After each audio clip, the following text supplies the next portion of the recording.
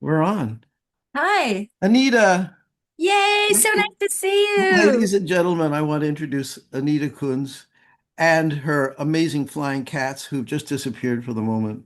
We had the cats flying around, and then I'll Jazz be the back. Shmoo came on my lap to say hello. I'll And be back. he just needs his person fix once in a while. And then he goes back and goes, and this is where he sleeps right over here on this Oh, chair. very sweet. He did. A nice Did you hear guy. that? Anita called you sweet, and you were absolutely Puppy. sweet. He Okay, goes well, back and forth. he's turning his back now, so maybe it's because I have cats. I don't know. What do you think? What do you think? He just wants his belly rubbed, that's all. That's Oh, not what this podcast is about. I could be. This, this is about the amazing Anita Kunz, Okay, hi, I'm coming from you to you from a different country entirely. a finer one at the moment. Uh, Well, happy that's to at least breathe the virtual air of, are you in Toronto proper or are yeah, you on the outskirts somewhere? no, downtown You're downtown. Toronto, It still yeah. looks like you have a yard. Well, this is actually the attic of a house. Uh-huh.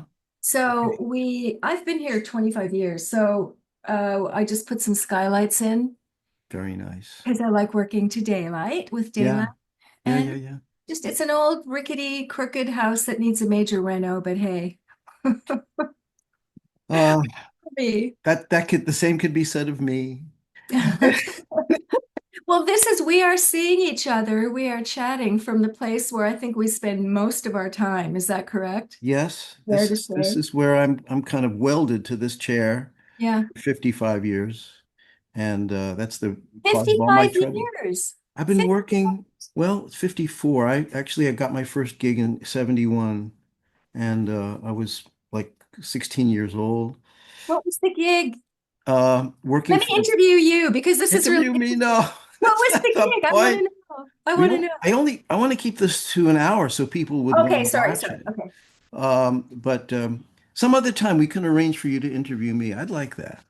That'd be And great. so would he. But anyway, this group of series of podcasts that I'm doing uh, are devoted. This is the third in the series so far, and they've been devoted to artists who I deeply admire, respect, and learn a lot from. And as a teacher, I'm hoping my students will see these as well as general public and understand what goes into art, how many different skills you need to develop in order to create successful visual communication, and how no robot can do it. Uh, so this is um, this is a no-brainer to us, but it's shocking to me how many people do not know this, and so it's very good to be able to say this publicly that we do have a process that's quiet, that takes place here. Nobody knows, nobody hears. You can only just see I have no hair left. In your studio, you see the huge, looks like stretchers for a canvas behind you. Yeah, Yeah, I'm working gig. you're working Oh, big. yeah. So I want to touch a little bit on your process, and as much as possible, that's going to come from you. But I really want to show everybody your wonderful work. Before I do that, I'm going to tell you everyone who you are. This is a very truncated bio. Please forgive it. You've accomplished so much in your life, but here goes an abbreviated version, and I'm going to speak very fast because it is a lot still.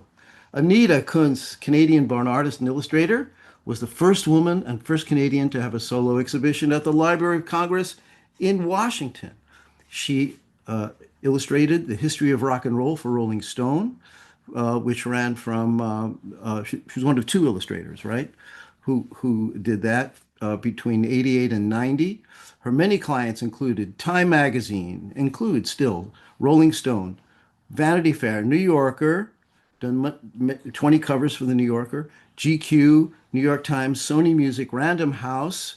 She has had exhibitions in since 87 in Canada House, in Trafalgar Square, London, in Tokyo's Creation Gallery, at the and at the Society of Illustrators. She was inducted as a member of the Royal Canadian Academy of Arts in '07. In '04, the Canada Post used her illustrations on stamps issued for the Year of the Monkey. That explains all those monkey illustrations. Uh, Anita has written 3 books, another history of art, published by Fantagraphics 2021, The Original Sisters, which I hope we will hit pretty hard today, Portraits of Tenacity and Courage, with a foreword by Roxane Gay, released in 2021. And she also produced a book of nudes entitled A Handy Guide to the Male Nude, published by Fantagraphics in 2023. All provocative books, but provocative with a never letting go of the concept of beauty and making things alluring and gorgeous to look at. From 2020 to 2025, she painted 500 portraits of extraordinary and unseen women. The series called Original Sisters. In 2021, she discussed these portraits and her equally feminist, but far more fantastical vision of art history of the New Yorker. Um, very few illustrators are profiled by the New Yorker. We get jobs from them, but not a lot of profile. The Norman Rockwell Museum mounted a show in 2024 showcasing 280 of the portraits of these extraordinary women, which we're going to go look at in a couple of minutes. It closed 2 days ago, I believe. Finally, after uh, better part of the year, I think. It was very successful, they tell me, at the Rockwell. Um, and Also some of her New Yorker covers. Um, she's represented by the Philippe Le Bon Gallery in New York, received the Hamilton King Award from Society of Illustrators 2003.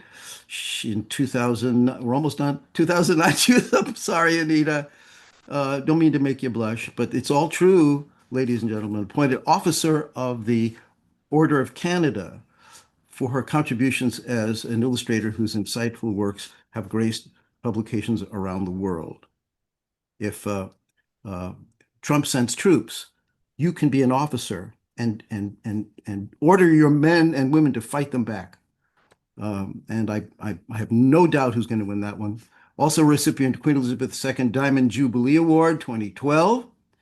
In 2010, she was awarded an honorary doctorate of fine arts from her alma mater, OCAD University. She was given a second honorary DFA by Massachusetts College for Art and Design in 2015 and a third honorary doctorate.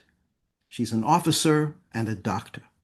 Doctor, it hurts when I do this, was bestowed on her from the Pacific Northwest College of Art 2024. And believe me, there's much more.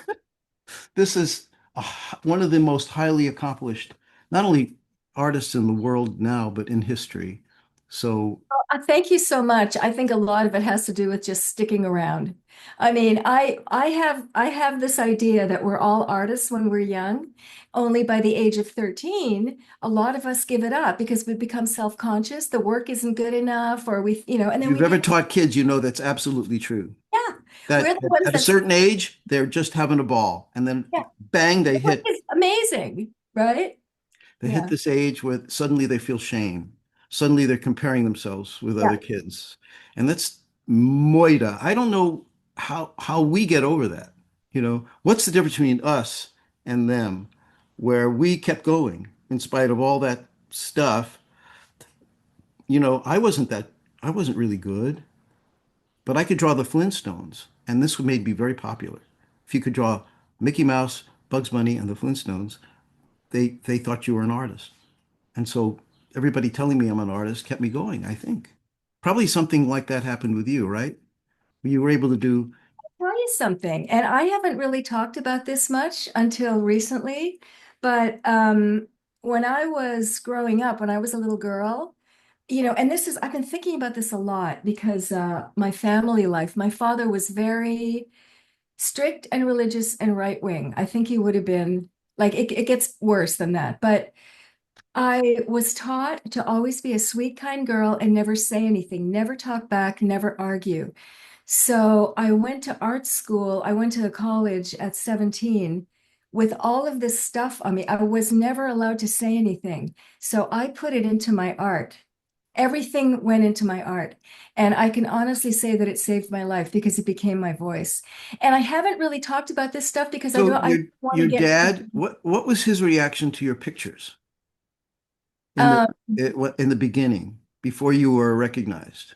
well, I didn't see him after I was 28. So But by that time, you were really this famous. is like a 2 hour psychiatrist, psychiatrist thing. But Would you he like did to lie down on the couch over there? We can discuss this.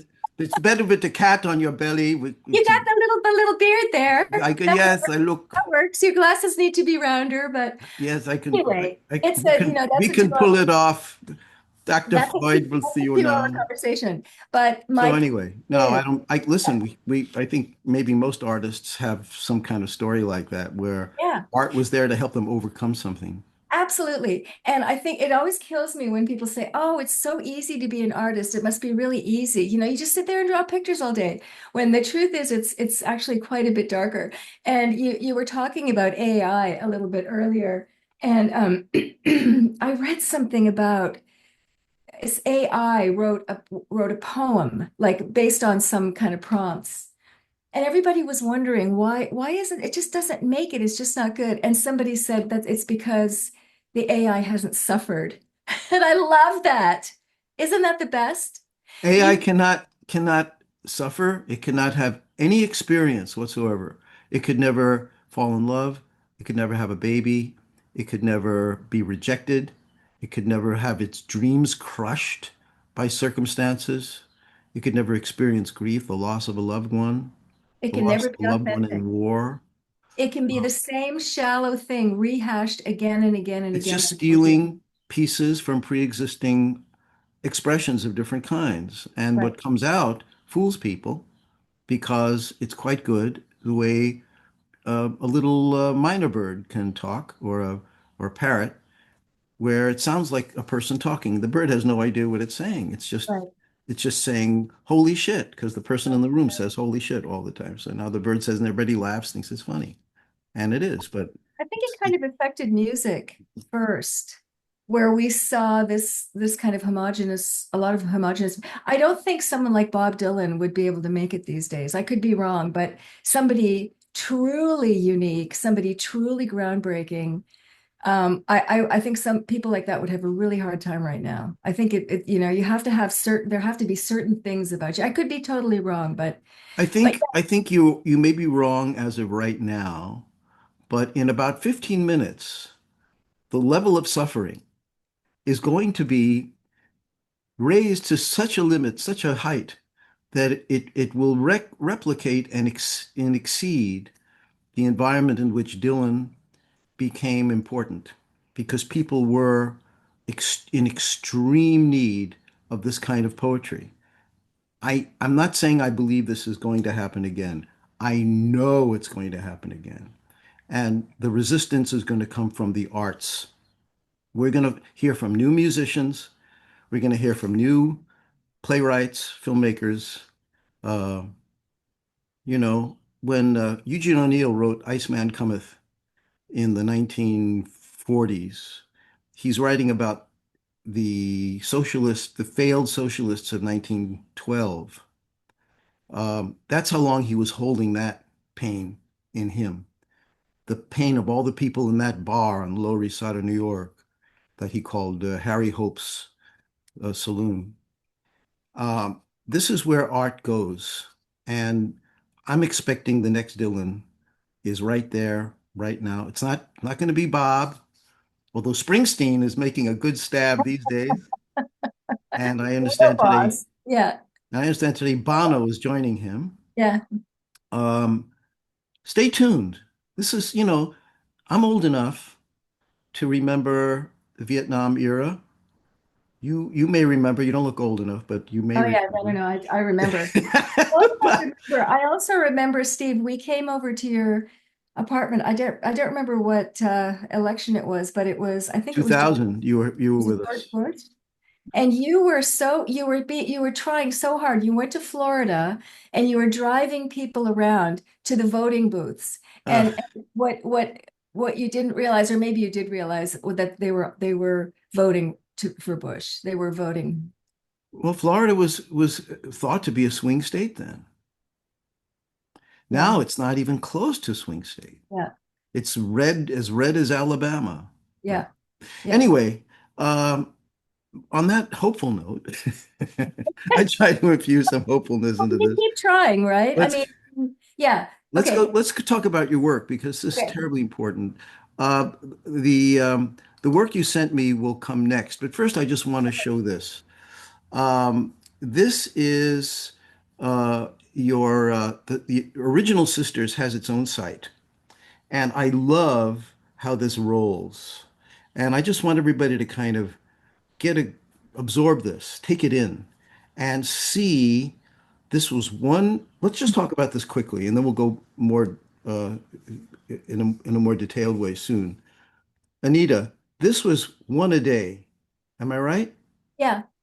You picked one woman per day during the pandemic when there was nothing else going on, and you did these paintings. They are all the same size. They are all with appropriate typeface.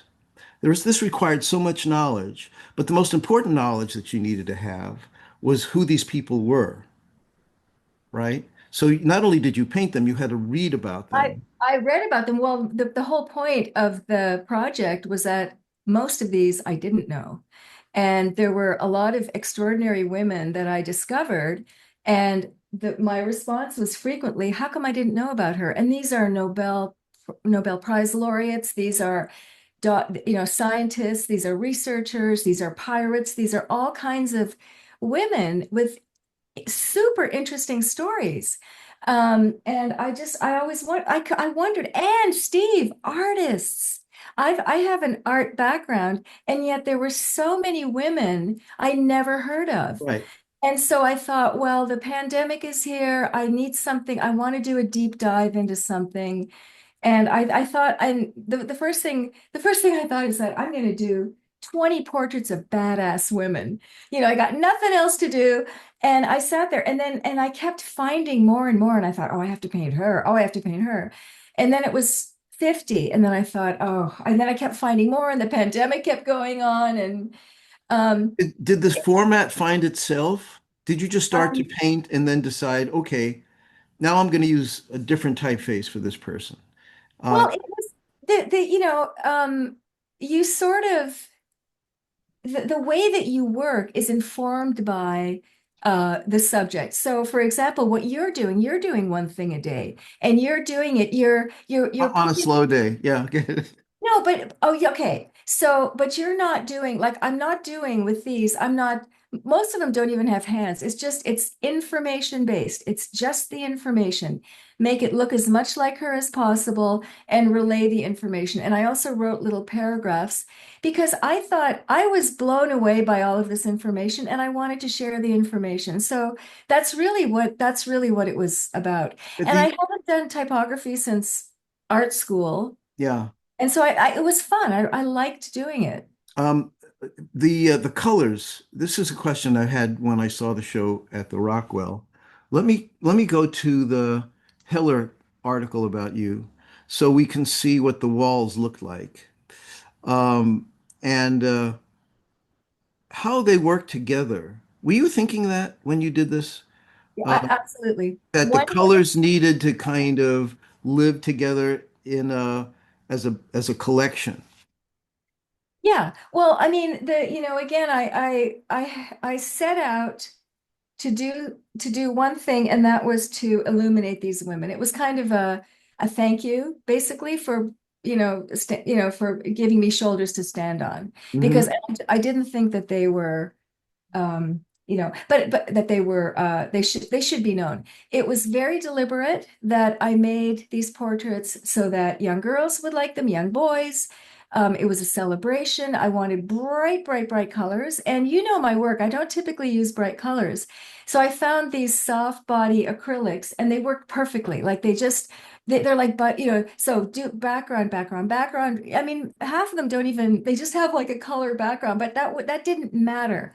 What mattered was that I disseminated the information and that But people it found out about these. just speaking about the color ideas, that that each one is a little colored discussion unto itself.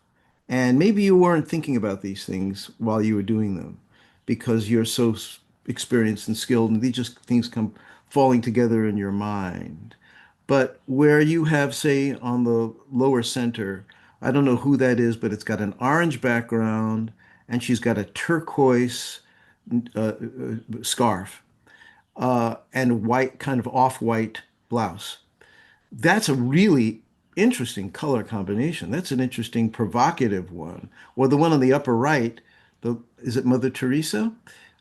With a violet blue garment and this kind of rich uh, reddish yellow arrangement in the background. And then there's green, which, if you're skillful as you are, doesn't go with blue as a rule, and yet the yellow ties everything together, and so does the white.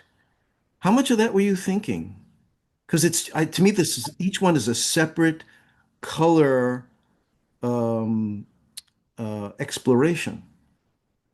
I'll go back to what you were saying before about how making art and especially illustrating that you really do develop a certain skill set. You have to be able to solve problems. The biggest, the most important thing for me here was diversity.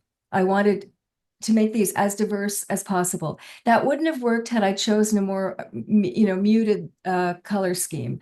So Mhm. a lot of times I just sort of started with one color and painted the background and then. And I mean, some of them are almost fluorescent, and I would be a little bit shocked, and then I'd have to deal with it. Yeah, It was, like this is a hill I have to jump over now, you you know? see, Steve, this is so, as you know, working for somebody else as an illustrator, you're always kind of, you want to solve their problem and you want to make it, you want them to be happy and everything. But this is my project. And if I want to paint something lime green, I will.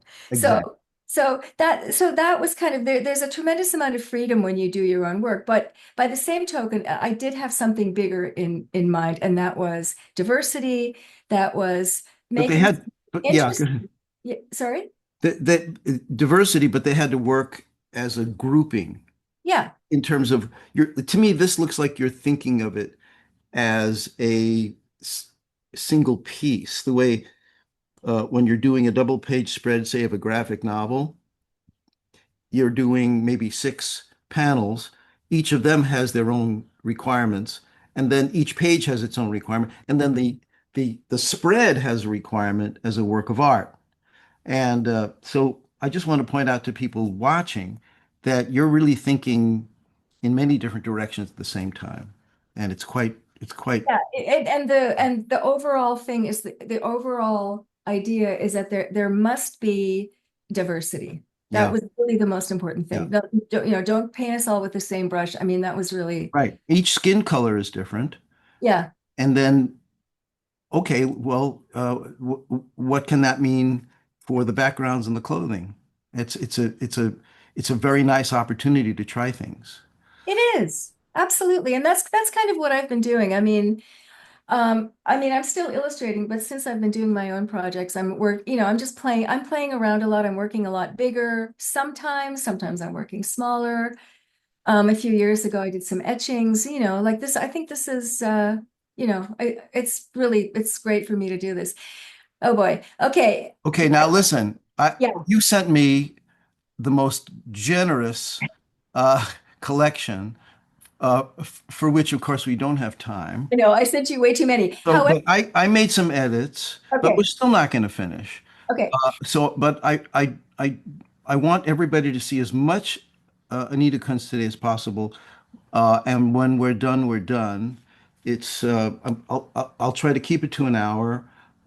And but if the stories are good, I'm not going to interrupt. And each one of these has stories. And I'm going to say this only once today, but for my students who are watching and for anyone else who cares, the word care is key in illustration. I want you to look at the level of care, not just in this one, but in every piece we're going to see today. Nothing sloppy, nothing rushed, nothing unresolved goes off your table until it's done. And could you tell us briefly what this project was? Well, I mean, I think I sent you 100 slides. In an hour, I can typically go through about 250. So I talk more in generalization. And I think I sent you three of these. And this is kind of relating to what I said earlier about how I put all of everything into the images. And now in hindsight, I can see that my early work was really dark, really dark. And that's why. And I did like this was about a certain disease called Epstein-Barr virus, and this was a double page spread in Rolling Stone magazine. It's sort of important for me to note how dark I used to be, and also that Rolling Stone published this. I Yeah. mean, Steve and I, you and I were like we had autonomy. People let us do what we wanted to do. Remember those days? I Yeah, mean, it was think about it now. the ability of an artist to make statements was respected. Yeah, And this was a template set, I believe, by New York Times op-ed page absolutely. under Heller and J.C. Suarez and Yeah. Eric Seidman and other people. And that era is gone, but um, look at the power here, and I do think it's going to come back. Here's an example of your book covers.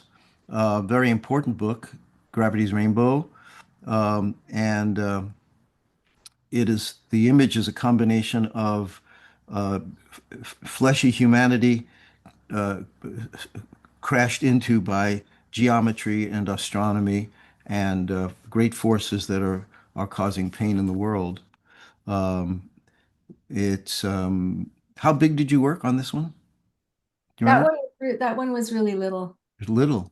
Yeah, sometimes I work really little. But yeah, I mean when you do a book jacket, it's that you try and reflect as much as you can the content and the tone of the book. Yeah, So yeah, yeah. You're and an illustrator. You're that's joining Pynchon in this project. You're a yeah. collaborator. I'm not going to have too many of these. You I did mean, a lot of Rolling Stones, but I just want to use this as an example of how brilliant. Look at the teeth, everybody. Uh, and you know how grotesque and ugly that could have been in someone else's hands. And you know, we're loving Ray Charles. Uh, we're seeing his smile, and it's this beautiful way of integrating uh, elements. Illustration, I say to my students, is elements in the world that do not belong together. And suddenly, thanks to you and your vision and your imagination, they do belong together. It's an ability to mash things up in a way that is elegant and eloquent. And that's what this is. thank you, Steve. You know, I when I show more slides, I mean this is I what I tell students is that you never know the arc your career is going to take. And when I was doing all this really serious stuff, I didn't know that soon I would be doing years worth of portraits. And that was a time where both you and I, Steve, we were doing portraits of people. You did I still remember your amazing Madonna for Rolling Stone. Ah, And yeah. and the amazing thing was that we could actually make a living doing this kind of stuff. It Yeah. was, I'm forever grateful For that 2 years, Rolling Stone sent me to the movies every 2 weeks with Peter yeah, Travers. Did you ever do those I did so. Yes, I did. with Peter? No, I was living in Canada, Oh, so yeah. Okay. yeah. So anyway, it was fun to go to the movies with him, and I realized, much to my horror, that this job that I thought would be the greatest job in the world, being a film critic, was terrible because he got to see almost only horrible movies. So he had to write reviews about these hot films coming out, and they sucked. But I did one of these for Peter every 2 weeks for 2 years. It was great fun, and we're lucky that we were there at that time. Whoops. Okay. we're Yeah, transitioning you can differently. go through these. If I don't know how many you have here, but you All can right. go through these Just quickly. give This me a is title for this one. Portrait of J-Lo J-Lo. Okay. for Rolling Stone. Beautiful tattoo work there. Thank you. And I just love this piece. Thank you. This is Uh, for Rolling Stone for, and it has to be said that without great art directors who let us do what we do best, illustration can't flourish. So right. this was for Fred Woodward, who was an amazing artist, who was one of the, he just let us go. This was about child abuse. He understood what we did. He Yeah, admired what we did. yeah, And also Gail Anderson, absolutely. Absolutely, Gail Anderson. who's with She, us now at SVA, head of the design department there. People don't often realize that some of the great design work was Fred, but also it was Gail. But you know, I mean, absolutely brilliant It designer. was a collaboration and against all odds, against Jan Wenner, which Yeah, is which was yeah. a challenge. Okay, so again, here we have an execution of a beautiful portrait. However, it is infused with the mashup once again. The thing that could not, would not, should not belong as it does, suddenly does, and it makes tremendous sense. It's very powerful because of that. This is a woman who's got, oh, I don't know, from the article, I could understand what it's about, but my first impression would be she's torn, ambivalent, having a difficult time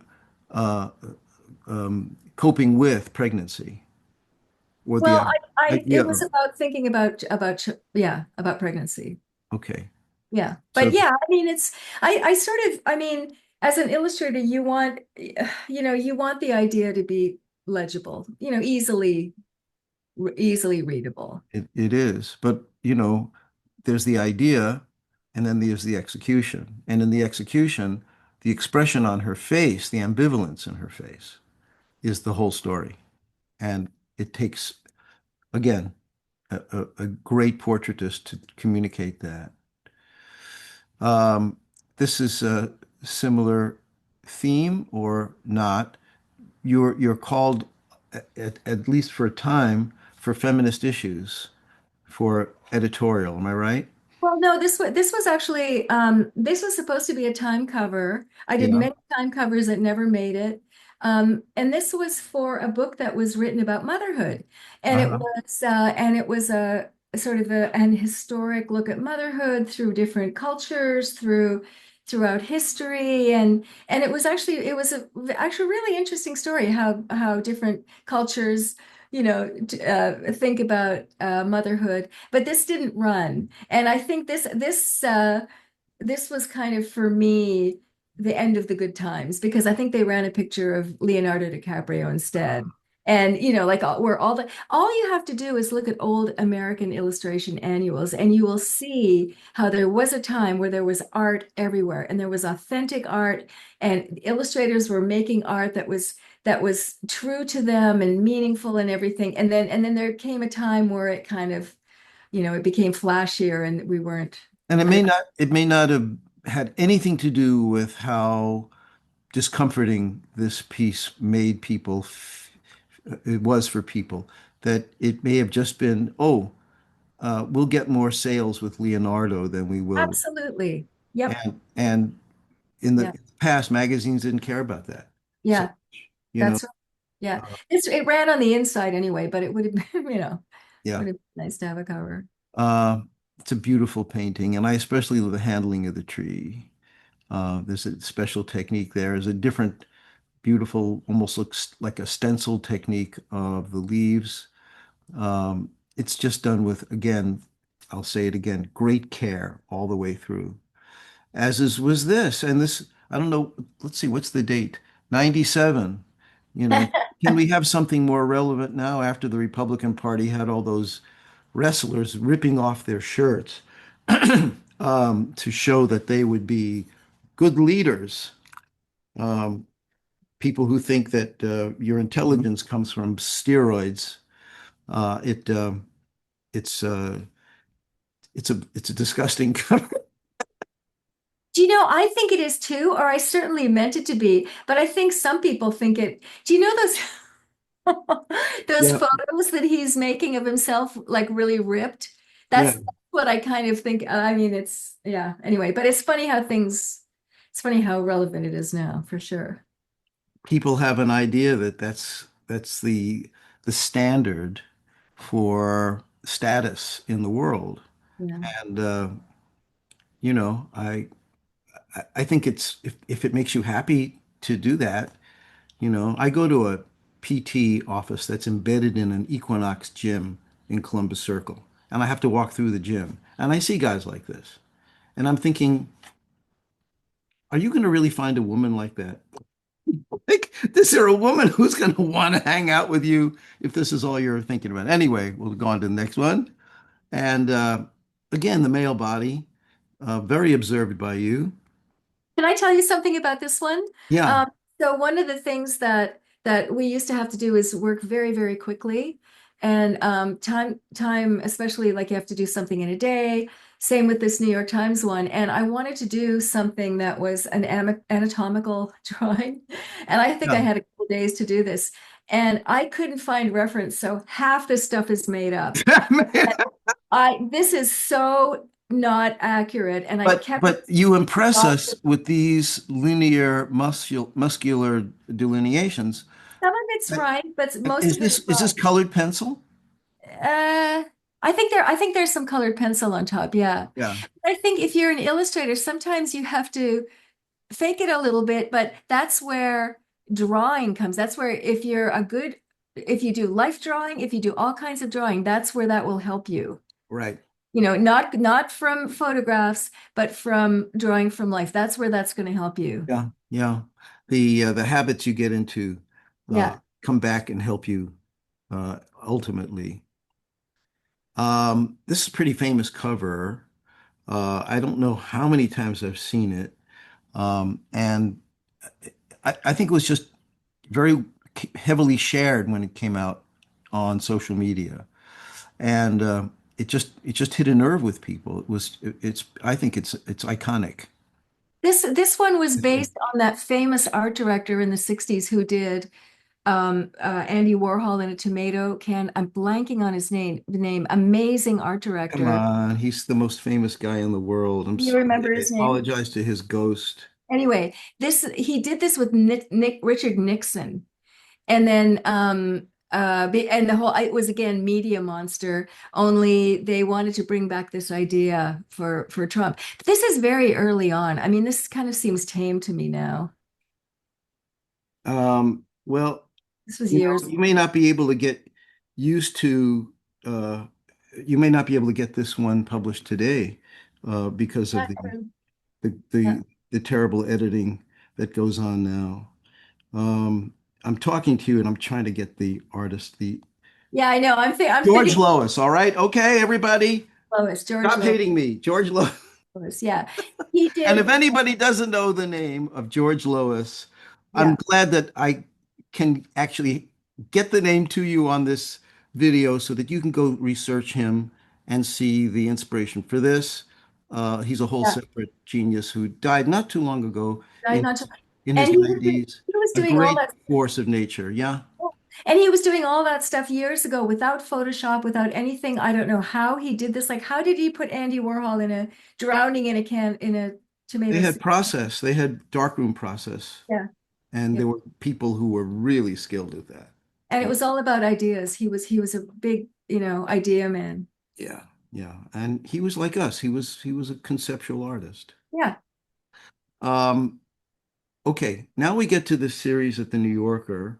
And in your slide tray, this comes later, but I wanted to make this come first because here you are, probably not the only artist doing this, right? Reimagining Eustace Tilley for the anniversary of the magazine. Yeah, they every year they do this Mm-hmm. and they do different do him in different situations. He's been a hipster, a Brooklyn hipster. I mean all kinds of things. And I oops, say bye. Um they asked for cover ideas, and I don't know how much you talk to your students about ideas, but I had sort of bouts of amnesia, and whenever I couldn't sleep, I would say, okay, well, let's might as well put this time to good use, and I would be in this kind of half dream state and try to come up with ideas for Eustace Tilley. So you can Great. see, and I would at night I would just write them down in the morning, look at this crazy thing that I'd written, and I would write, okay, so I wrote Eustace Trekkie, Eustace Trippy, Eustace Tubby, Eustace Trunky, Eustace Tuffy, Eustace Trophy, Eustace Topsy, Eustace Trendy. And it made no sense. Like a lot of ideas didn't make sense at first, but they actually did end up publishing the middle one, Eustace Trippy. Okay. And Well, they also but did, Eustace Toady you also turned into a painting. I sent this years ago, and Francoise Mouly, yeah, This is um, the trippy. called me and did it. Yeah. Okay. My favorite ever was Eustace Twombly, and it's just a bunch of lines, but they won't print it. It's not there. Is that here? Okay. No, Eustace Twombly, just like lines. Anyway, Very it's a funny. little too abstract. Yeah. Um, so I want to go back to this because to me this is priceless in its own in a different way. Um, what is sketching and how do you get ideas?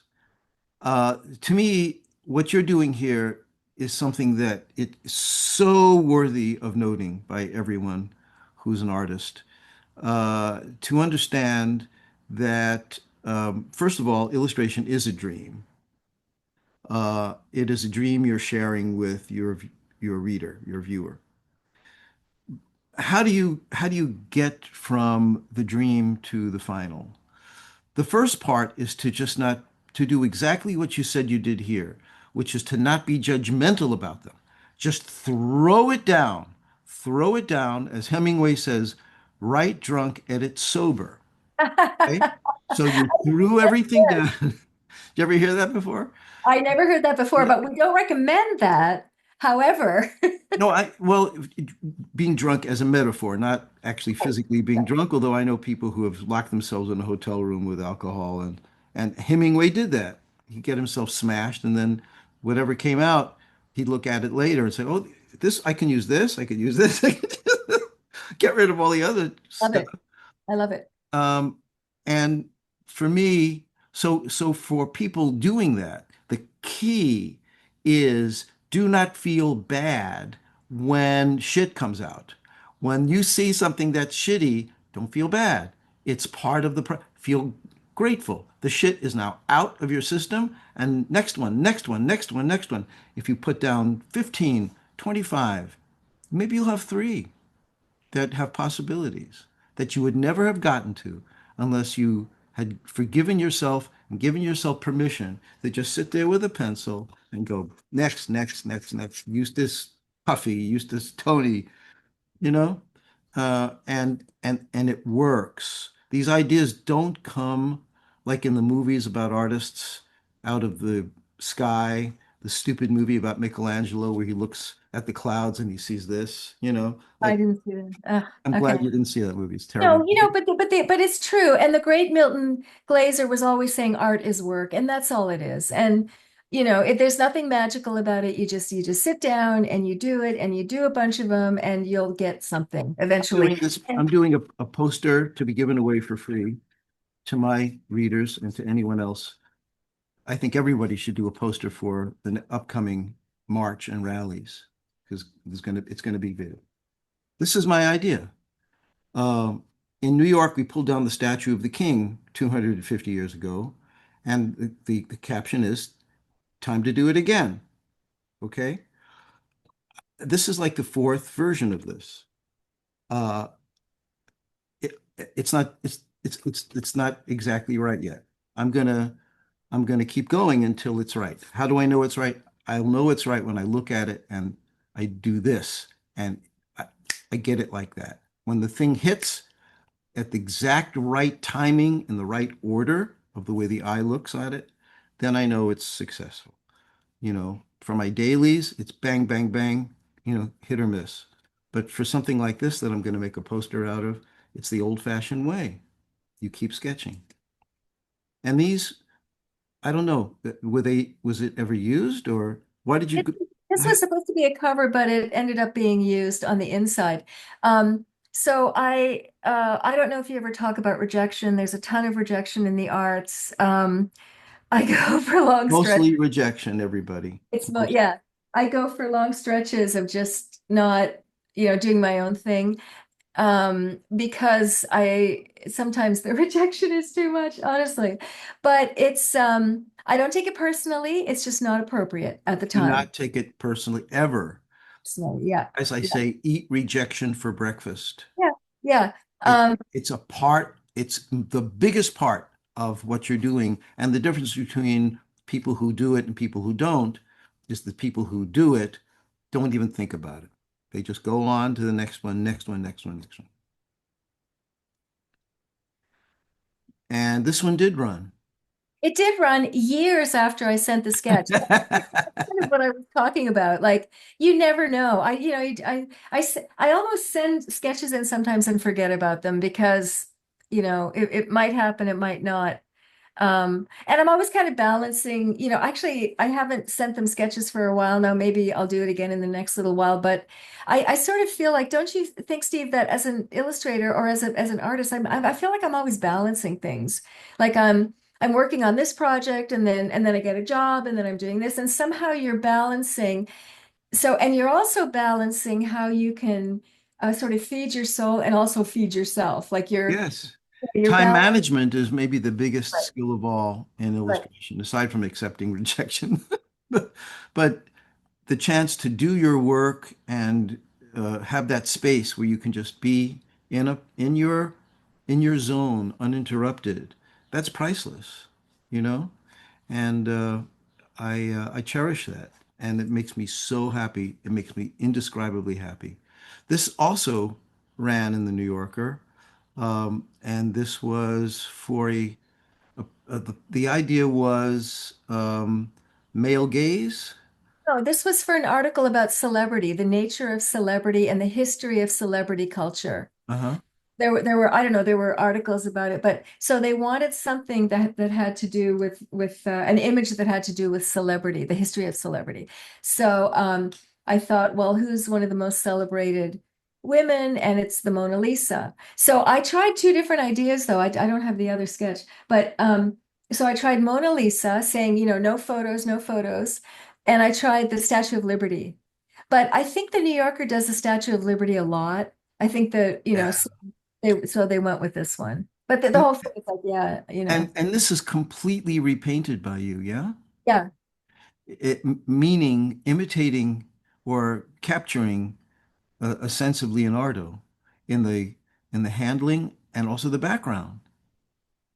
Yeah, I just copied it. Is the background watercolor? I work with watercolor. Yeah, I work with watercolor and gouache, like all water soluble It's materials. extremely beautiful. Thank goodness I did that. Now let's talk about sketching here.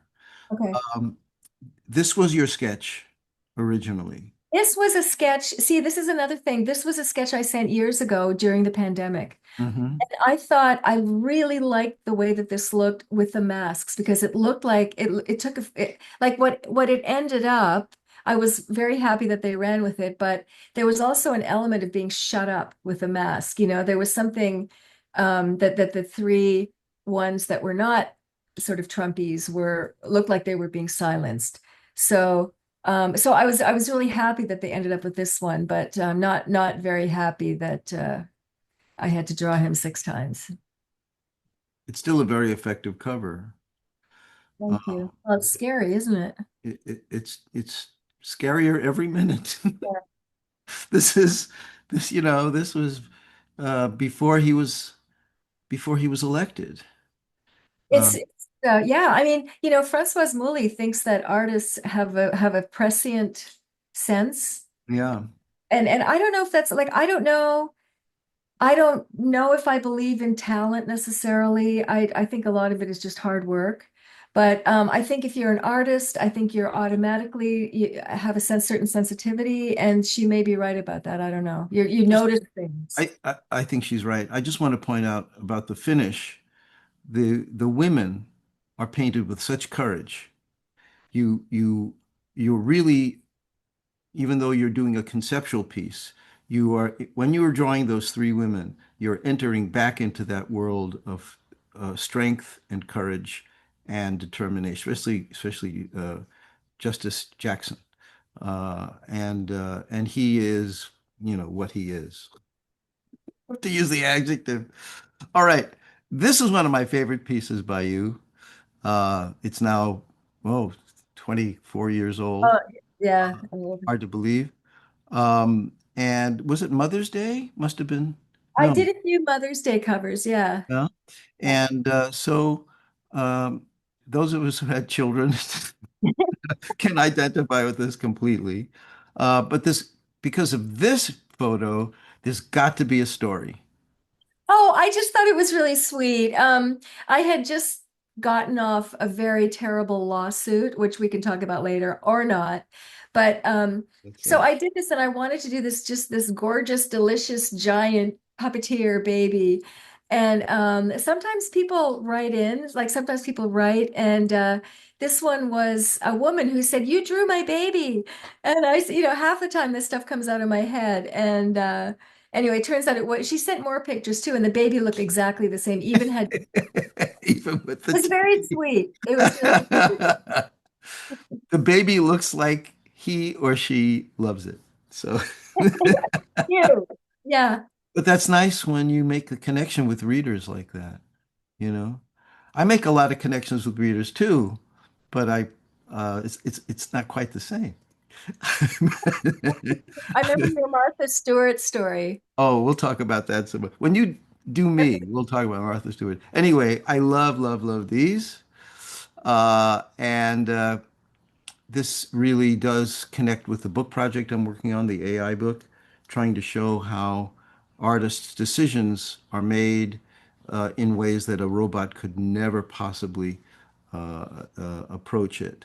Tell me, which one was first, which one was second, and which one third and Uh, fourth? the top left was first, Yeah. and then oh, that's a good question. And then I think at one point, so I like the idea that you can see anything on the New York subway. I like the Right. idea, and I was intrigued by the idea of how women present ourselves in different cultures. And so I said the first idea, and Francoise Mouly said, "Well, what about if you have sort of a sandwich, like a modern, like a typical American woman in typical American dress?" So I did that, and then I tried different viewpoints. Like I didn't know if it should be more subtle. And the bottom right was the one that they finally ran with. So you play with these things. Is it But better? but the bottom right no longer has them really interacting. The first one does. They're kind of observing each other. Yeah, but I think when And now, and by the time you got to the end of it, it was like, here's New York. yeah, yeah. And you didn't need them interacting Yeah. because there was the sort of Britney Spears type or whatever in the middle. Uh, the the one in the middle, though, on the two in the middle, have the camera zooming back, and we're getting empty spaces where the eye can just sort of wander around. And I kind of like that idea where you discover things, but maybe that's not for a cover. Maybe for a cover, you want the quick hit. Exactly. 100%. And So then here's, and here's another thing you're talking about sort of doing something, approaching something organically rather than AI. And then sort of toward the very end I thought, well, the woman with the burqa, her eyes are open, and I wanted to call it three visions. And so how do I describe this? Their outfits are different, but this and the visions are very different. So there was a little play on words there, and I yes. wanted to call it three visions, but they ended up not calling it that. So that was kind of a touch. that I did at the end that AI wouldn't have done. That was my point. Also, the others, first of all, it could be the same woman in each outfit. So you're like suggesting they're not all that different. And second, interesting, the only one whose vision is really blocked is the modern woman in the middle. The others are not wearing sunglasses, and they are, um, what should we say about them? They are living in the world. They're in New York. They're sharing the subway with everyone else, and everybody's fine with it, which is what I like about big cities anyway. Um, Marie Antoinette is making her own damned cake, and we uh, we have some changes. So Well, yeah. I don't know if you can remember the thinking that went into the changes There, that. there, yeah, there actually are no changes. That I just this is what I show students. The one on the top left Mhm, is how detailed the sketches typically are when I send them to the New Yorker. mhm. And then this got a go ahead, and then I sent a more detailed sketch, which is underneath, and then that was approved, and then that went to the final. So this is just kind of showing that I don't send truly resolved sketches right away. That comes later if they want me to finish the art. Yeah, yeah. Well, later on you can decide, what the crockery looks like and what Yeah, the cover of the book is, but who she is and how the expression on her face is key to the whole thing. To me, that's the joke. And that kind of does change. Uh, but I think what you're saying is that the New Yorker really just trusts you on these matters, which is so terrific. much because it never ran. Oh, it never ran. So they did the mock-up and sent it to you. It's happened a bunch of times. Yeah. Yeah. Yeah. Okay. Well, it is beautiful. Thank And you. again, the colors are to me very exciting, it feels so much like, 17th century period painting. And this does not. This, I understand, is a repurposed older illustration turned into a poster.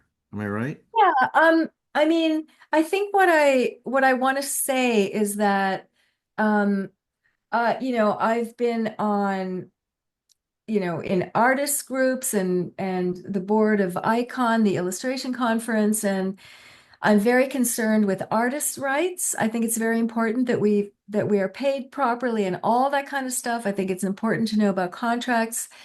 But also, I think I feel very privileged to be able to do work for something that I really feel strongly about. I think it's a real honor to be able to contribute to things that I want to, that I want to encourage. Yeah. To that end, I've done a number of posters that have been used in different ways. This was for the Women's March, the shortly after Trump's first inauguration a few years ago. Yeah, I was So there. yeah, so I just, I have so many images that I've done, and I can repurpose them and put type on them, and sometimes they can have a different meaning. But I think I like the idea of using art for social change, as Steve, you're doing. I think it's really important. Yeah, thank you. I think this is the time for it right now. And as I said, I don't think we've seen the beginning of it yet. Here's another such case where you have a mature woman who is uh, in a sort of a captive in a fairly hopeless situation.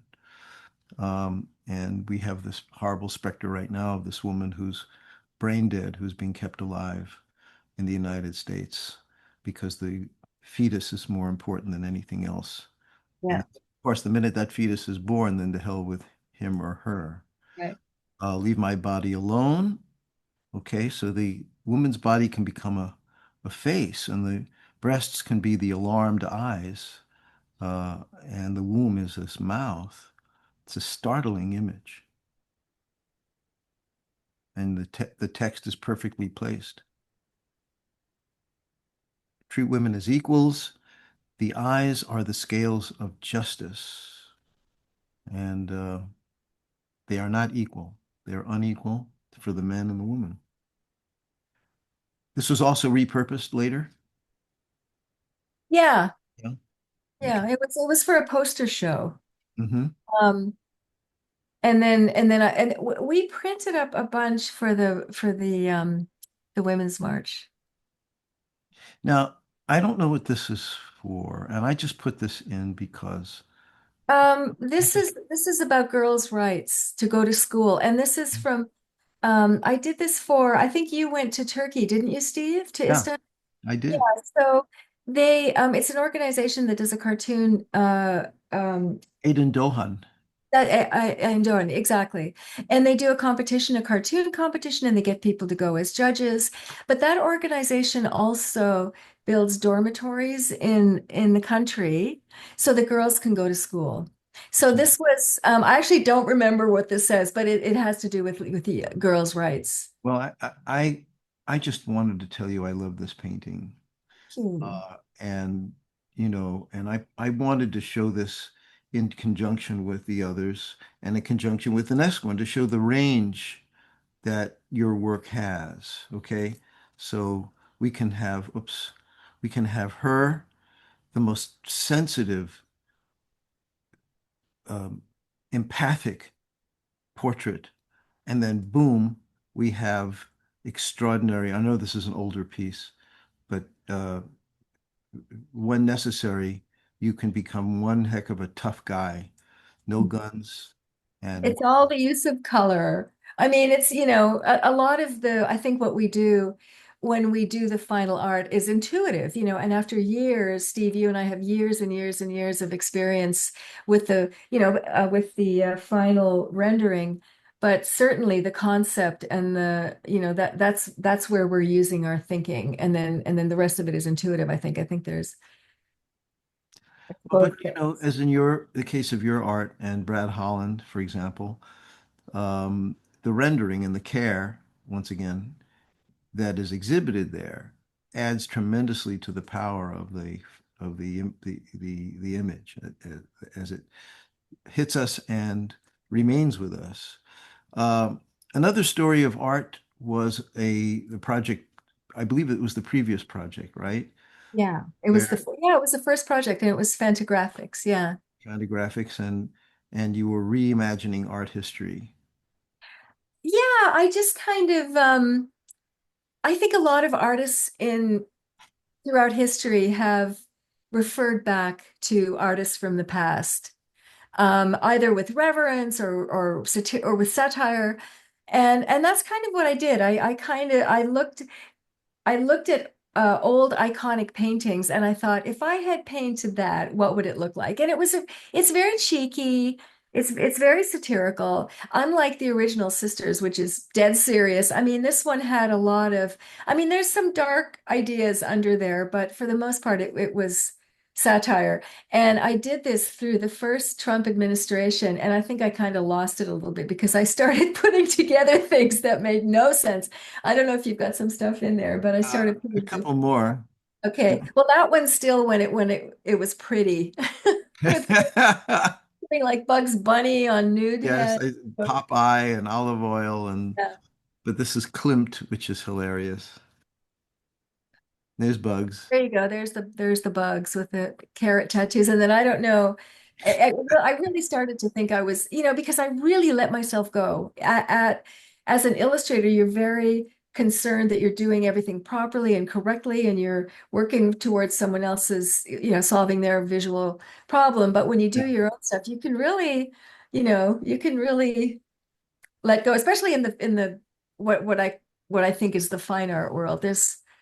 They kind of, I don't know, you can get away with a lot more. Did you Nobody would have ever, any I don't think copyright anybody, what's concerns? that? Sorry? Did you have any copyright concerns? I don't want to dwell on this, but what if any of us want to use With this established one, um, icons? with Bugs this, may be a corporate logo for someone. I don't know, Hanna-Barbera maybe, but I don't know Mm. if it's humor, if it's satire. I remember asking my lawyer years ago whether I could get in trouble with that, and he said, "Yeah, you could. Anybody can sue anybody for anything, but probably not." I mean, there have been some famous cases where if something is iconic enough, it can arguably be that it's enough of a cultural symbol that, Right. allowable. Bugs is an interesting case, though, because if you're a fan of Bugs Bunny, you know that he goes trans from time to time. That's correct. Anyway, this is pretty hilarious, too. Yeah, I mean, this is of the dancers, and I used to for 5 years I was volunteering at a monkey sanctuary, so I was thinking monkeys all the time. Mhm. Mhm.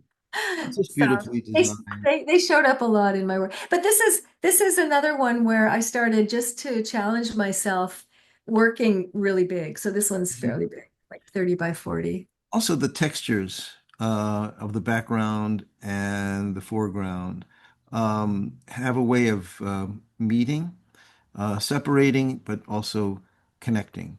And I just love how this works. This is Nancy Yeah, that's what I'm talking about. Sluggo. Okay, is it a Holbein? Oh, I don't remember now. Yeah, I think something like that. Your No, backgrounds are every oh, bit as. it's Branagh, I think. Okay. Lucas Branagh, I think. Yeah, Yeah. yeah, yeah. And look how gorgeous the background is too. This is the one. So this, I was doing this, and as Trump was talking about, or as everybody was talking about Russian interference, and I thought that's the title. So there you Russian go. interference. Gotcha. Hoping that people do have a memory of the Rocky and Bullwinkle show and Natasha. Okay, Yeah, Original it's Sisters.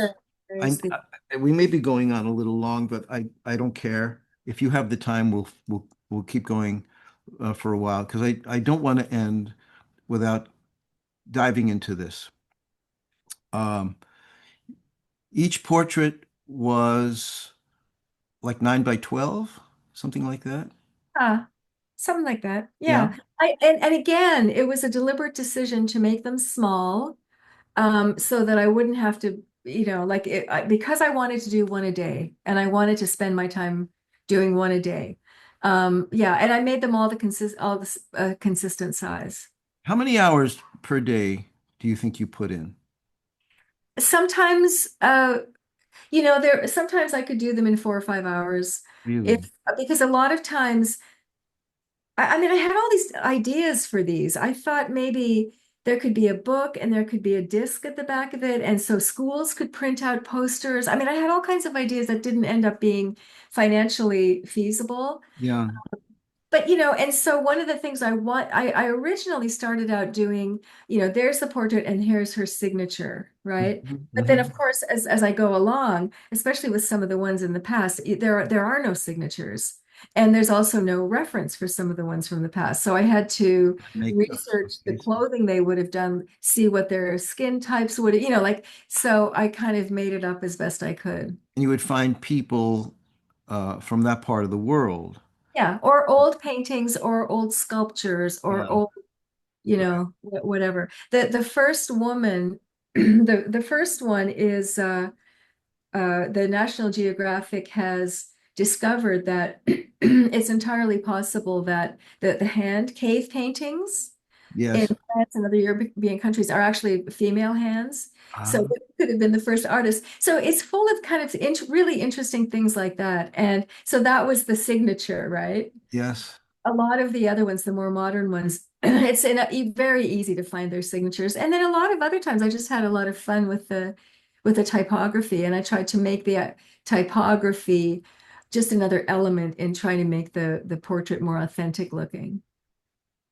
It makes a big difference. The typeface uh, Mhm. respects the subject matter, like Colette. I don't know what that typeface is called, but is very Art Nouveau Yeah. period, and Jane Jacobs is looks like she's got little buildings. Yeah, I tried to make it look like buildings. Yeah, like 3D. Uh-huh. Yeah. Because she was a great advocate for cityscapes being human level. Yeah. And oh, Shirley Jackson, like a typewriter face, and Angela Davis in a tabloid boldface Like it would have been a poster, or like a poster. resistance Yeah, poster. very strong. I think the typeface is really very. You're a great designer as well as Ew. Oh my God. it's true. There's the one I was talking about. The Yeah, you is her. had Yeah. this is our first artist, and she may have looked like this. Yeah. And our mutt, it's a You know, 19th century. okay, the story, I don't remember all of the stories because I'm getting old, but this one is who did the urinal? The father of modern art. What's his Uh, name? Anyway, I'm going to remember it as soon as we get off. Duchamp? Duchamp. Yeah, Marcel Duchamp. So it turns out that the urinal was actually probably not done by him, but it was done by this woman who was a Ah, so the father of modern art may actually have been the mother of modern art, but which what's with the headdress? Was she a performer? she was a flamboyant, I mean, yeah, she was a flamboyant woman. I think she was an aristocrat. She had a lot of money. And Uh-huh. it's a letter that he wrote to somebody saying that this woman has done this urinal piece. And so history, there's another thing where it's I just think it's a really interesting The man co-opts the you got it woman's idea. And just look at this how the style changes. This one is more of a stark illustration style, and this one feels almost um, I don't know, Renaissance. She survived in the Arctic for years by herself after the explorers who had hired her to name an island after their country. So she survived by herself, which is really, I mean, quite extraordinary. So And they're they all named, and they they're, named her Blackjack. her name was Ada Blackjack. That That was was her. Okay. And then how did she get out? I think she was rescued. Rescued. I think she was finally rescued. Yeah. It's just a beautiful, sensitive, living face. Okay. Not sure who this is. Oh, this is Christine. Christine Jorgensen. This is one of the first. Oh, yes. She's very Yeah. famous. Yeah. And that's a Canadian water activist, Ellen Pelletier. Autumn Peltier, connected with Leonard? I know, I don't think so. I don't think I so. don't think so. I Okay. wonder, maybe. Maybe. Anyway, so let me just briefly talk about this one. So Okay. this one started the whole thing. There's a whole long, again, AI couldn't have done this, but I sort of started thinking about projects that I could do. And this one, so this was a Scottish Mother Superior who was living in Scotland, and the Viking marauders. She heard the Viking marauders were about to come and rape and pillage and destroy her and all of her sisters. And so she told all of them to cut off their noses so they would be too hideous to rape.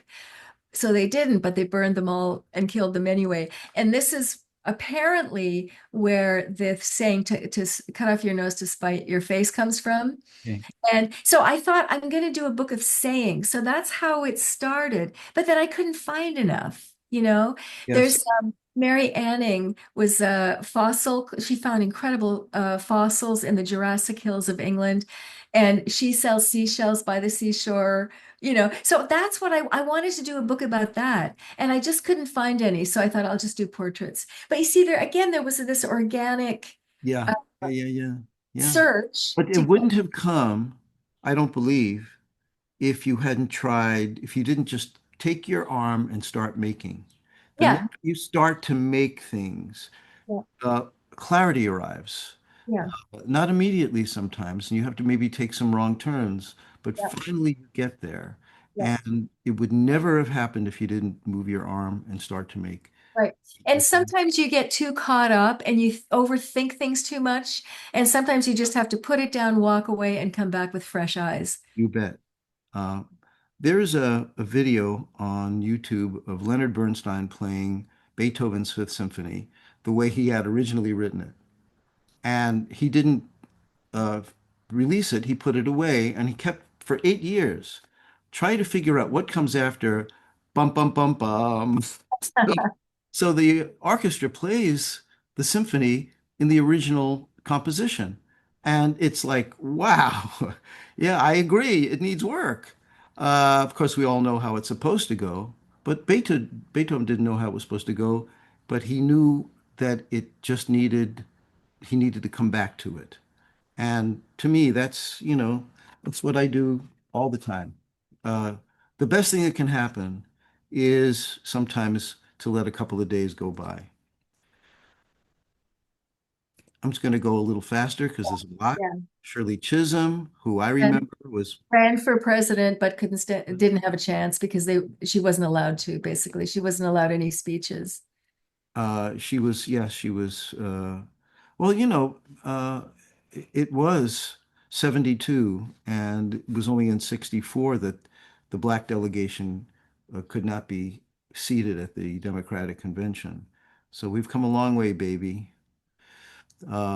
But she's definitely a pioneer and is more important today, I think, than ever for what she contributed. Um, Look how different, look at how different all of these are, and yet how approachable they are. Angela Davis looking right through you, and she's she's still with us, Angela Davis, by the way. I wonder what she'd think of this. Right. You you made a little joke, That was just fun to do. I thought that was really fun to do because her husband took credit for her work. right? And it was those eyes. So you really Yeah. really It was all the rage back then. had to give her the eyes. Yeah. What was this for?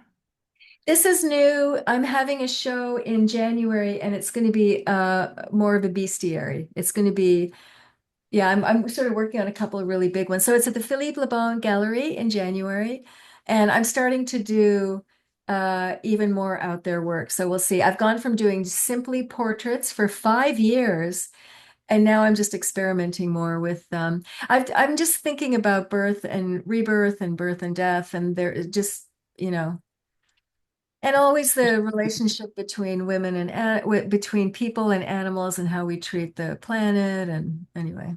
Uh, Wait, Oh, that's the last slide. we're almost done. I was trying to zoom in, but I don't know if I can. Um, but those of you who are looking at this video, please get close to it and look at the tremendous work done in the beautiful diaphanous lattice work. I don't, there's probably a technical term for this. I just made one up of the wings of the model of the character. And same thing down here. So again, we're finishing this uh, broadcast with a similar word, the same word that we started with, which is care. As Anita goes along, there is not less care. There's maybe more care in the rendering of her images. Uh, Here we have a metamorphosis taking place. Am I right? It's humans, monkeys, uh, This was sharing the idea. characteristics. Yeah, it's I can't remember what I called it. But it's evolution. It's the point at which we branched off. It's satirical. I mean, there's a It lot of is. It's funny, and it's partly funny because everybody's always cute. We're all so cute. Here's the last one. Uh, can you tell us what this was from? this is just called swing. I did a bunch of I don't know, it's interesting. At one point I just started doing really gender related stuff. I guess I still am, but this is one of the first ones. Nobody paints babies. There are never any babies. You know why? It's hard. It's hard to paint babies. Do you know Um, what happens when most people try to draw a baby? It winds up coming out like your Uncle Max. Because I discovered that, I do caricatures at parties for 15 years. while I was building an illustration career. Instead, that's not a bad way to support yourself while you're trying to get work. Anyway, invariably there'd be a baby that they ask you to draw. And I figured out pretty quickly that it's very easy to draw the baby uh, coming out looking like Uncle Max, who's 65 years old, because they're bald and they have round faces. But if you just put one line in that baby's face, you lose it. You That's got to keep it so simple.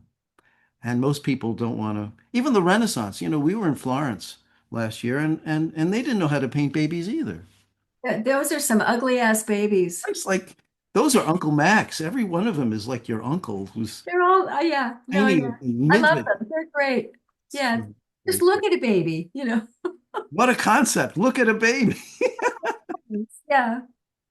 Anyway, I can't thank you enough for Oh, spending I time think with we us. could we Yeah, could go on talking for hours. I mean, I we know. barely covered Yeah. anything, but No, we thank could, you and I didn't think we'd get through all the slides, but we did, and I'm very grateful to you. You've given us a so great much. treasure trove of information and point of view, and more than that, a reflection of your dedication and your care and your joy in the work. And those things you can't teach. Those things are there because they come from what you're doing. It comes from here. And all the things we teach are just small adjustments to it.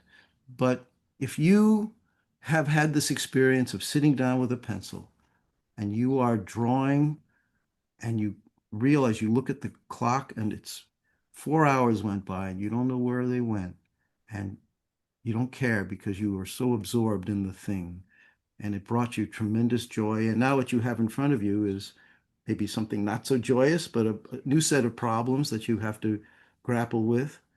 Um, if you're a real artist, you won't grieve from that. You won't say this was a terrible waste of time. If you're not an artist, you will. But if you're an artist, you'll say, "Wow, I'm on the trail. I'm getting somewhere with it. This isn't the answer yet, but Mr. Beethoven coming da da da da. The answer is there. You just have to apply yourself. But the thing that you and I have that my students don't have sometimes is the understanding that we will get there. They sometimes are frightened. I ask them to raise their hand. Does anybody ever feel as though they're involved in a project where this one they may not figure out the answer to? And they almost all raise their hand. And I say, I'm really happy to tell you this good news. You always will solve your problem. You always will. Yeah. You have to sketch enough. You have to work enough. You have to work. Yeah, for sure. You know? Definitely. Anita, I want to remember that in January you're going to be having a new show. Yeah, And I want to remind people at that time. And I hope that when you come to New York, we can have coffee. let's do it. For definitely. All right. Thanks, everybody. And Thank you if so and if much. things get worse, I might wind up under your couch. I'll Yeah, let you know if I'm there. come on up. That's another hour conversation.